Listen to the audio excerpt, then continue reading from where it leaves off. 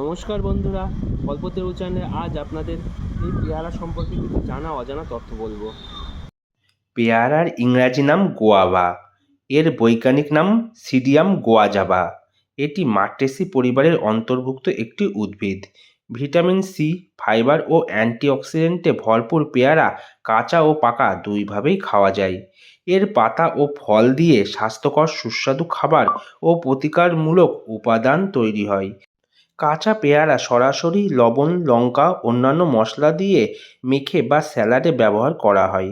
পাকা পেয়ারা থেকে জ্যাম, জেলি, জুস ও চাটনি তৈরি করা হয়।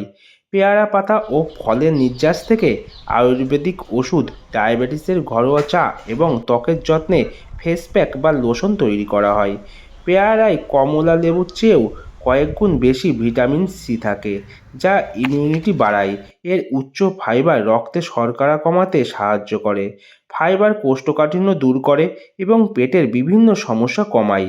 পেয়ারায় পটাশিয়াম রক্তচাপ নিয়ন্ত্রণে রাখে এবং অ্যান্টিঅক্সিডেন্ট ত্বকের উজ্জ্বলতা বাড়ায়। পেয়ারা খাওয়ার কিছু সতর্কতাও আছে। অতিরিক্ত পেয়ারা খেলে বা বীজসহ পেয়ারা খেলে পেট ফাঁপা ও হজমের সমস্যা হতে পারে। খালি পেটে বেশি পরিমাণে পেয়ারা খেলে ডায়রিয়া হওয়ার ঝুঁকি থাকে।